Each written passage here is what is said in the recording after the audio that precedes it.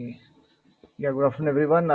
Without wasting much time, I'll start with the presentation. And the topic of my presentation is management of orbital and adnexal trauma, and especially trauma which is peculiar to Air Force warriors. So, starting with my presentation, in as in any trauma patient, what the speaker said, that the most important part is that one should evaluate the patient as per the advanced trauma life support system, where you evaluate for any serious injury to any vital organ. That is the most important. And after that, you come to the examination of the ocular status. And when you are examining the ocular as well as the orbital status, you rule out first the acute problem like a severe ocular injury, orbital hemorrhage, or optic nerve trauma. And then you move on to periocular evaluation. So when we talk about orbital trauma, it is not just the trauma to the facial bones, it is also trauma involving the adjacent soft tissues, injuries to orbital contents, and more sinister intracranial structures and paranasal sinuses. So when we start with the external examination, we see whether there is any exophthalmos or not. So in case there is any exophthalmos, we see whether there is a pulsation or pulsation. So if there is pulsation, it is possibly a orbital hemorrhage or emphysema. But if there is a pulsation, we think in terms of a high flow CCF or a orbital roof fracture with secondary herniation. So that is the thing. Now, in case you have a rhinorrhea, you may have a obviously orbital roof or a base of skull fracture. But subcutaneous emphysema or bony stripping can be present in any orbital fracture. Also, in case you have numbness, then we think more in terms of a nerve entrapment with the orbital fracture. Now, bony orbital trauma may be simple or maybe complex when there is involvement of facial fracture or skull fracture. And when we talk about the soft tissue injuries, there can be eyelid or lacrimal apparatus injury, orbital hemorrhage, or intraorbital foreign body. So when we talk about facial fractures, we can't forget the Lee-Fort, the famous Lee-Fort mid-facial fractures, where we have the Lee-Fort 1, 2, and 3. Now, the common thing with all these three is that they all involve the pterygoid plates. Particularly, now you can see in this particular slide, Lee-Fort 2 and 3 are the ones which involve the orbital walls. Any fracture near the orbital apex can injure the optic nerve due to the stretching, tearing, twisting, or bruising of the fixed canalicular portion. Whereas orbital roof fractures are generally seen when you have any blunt trauma or missile injuries, which may be peculiar in any armed forces scenario.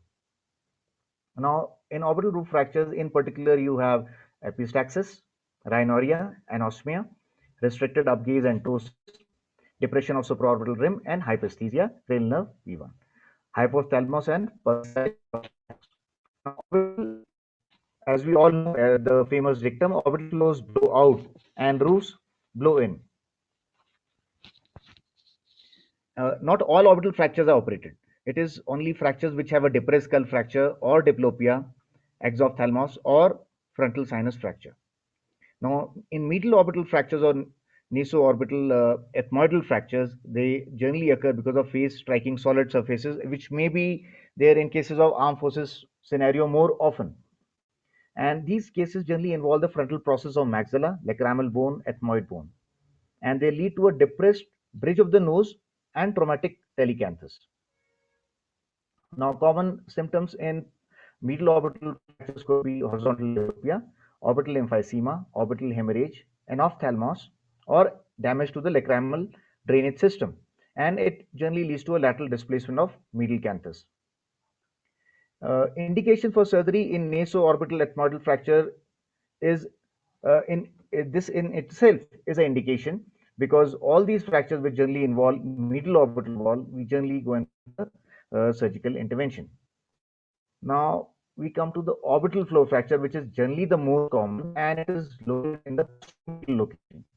There can be a vertical diplopia, there could be a OCR or oculocardiac reflex, and generally an ophthalmos. Now we see this particular photograph. Why I put this is because this particular photograph is very important to all of us. This basically photograph shows a Hurricane fighter jet which flew in the 1940s, and particularly so in the Battle of Britain, which was fought in 1940. And there was a very important event which happened. Flight Lieutenant Gordon Cleaver was flying again when the enemy fire hit his canopy. And those times, the canopy, which you can see now in this second photograph, which I have just shown for comparison, when the enemy hit the Perspex canopy, the canopy was shattered, and the pieces went into the eyes of the pilot, Flight Lieutenant Gordon Cleaver.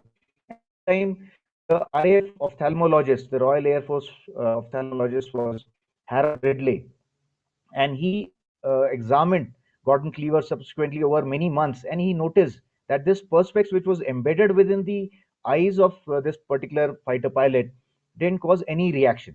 So he conceptualized that in case intraocular lens could be made out of that particular canopy, that same material, which was basically perspex, it could possibly lead to a better eyesight.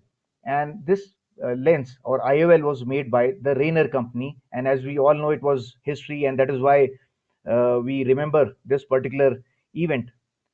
Now, just to understand why these events happen more in Air Force warriors, I'd like to just show you a small video as to how the ejection happens. So when the bullet ejects in cases of any misfortune event in the aircraft or in enemy fire, you can see first the canopy shatters off, and when the canopy shatters off, the pieces just fly off, and then subsequently as you can see, the fighter pilot ejects off out of the aircraft. So injuries which can happen during the aircraft ejection are related basically one to the canopy which bursts off, so it can cause burns to the face parts, but it can also lead to intraocular foreign body or intraorbital foreign body, because these pieces fly off with a lot of force. And besides that, obviously, they can cause injuries to extremities, they can cause spinal injuries also. Just to show you, a scan of a fighter pilot who had ejected out around a year and a half back, and we had seen him. And that time, as you can see, in one particular slide, you can see all the event, particular misfortune event. There were spinal injuries. There were pieces which stuck onto the face of the fighter pilot. And as you can see on the top right corner, there is a intraocular foreign body. There is an intraorbital foreign body. So these are all the events which can actually happen in a little unfortunate ejection event. So ocular injuries that happen during ejection are basically facial and lead burns. They could be subconjunctival hemorrhage, retinal hemorrhage, or a vitreous hemorrhage. You can have coronal foreign bodies which are not so sinister, but in addition, obviously you can have a intraocular also, and intraorbital foreign body, and these foreign bodies may traverse between the globe. They can also traverse through the globe, double perforation of the globe. Now, this is just to show you that photograph of how these multiple foreign bodies, which were basically pieces of that canopy, they shattered and it went into the orbit as well as into the eyeball. So the basic dilemma with these kind of foreign bodies is whether you should remove them. Obviously, if it's intraocular, your main attempt is to remove it. But if it's like we are mainly discussing the intraorbital foreign bodies, so we generally go in for a removal of these intraorbital foreign bodies if it is made of copper, iron, zinc, steel, nickel, aluminium, mercury, or lead. But generally, in case it's an inert foreign body, like if it's a gold, silver, platinum, glass, acrylic, carbon, plastic, rubber, then in those cases we may even plan to observe such foreign bodies, especially so if they are having a little smooth edge and they are more posterior in the orbit. So in a nutshell, I'd like to specify that these kind of injuries are generally more common in Air Force warriors, and subsequent speakers would be focusing more on different kind of injuries seen more commonly in armed forces warriors. Thank you.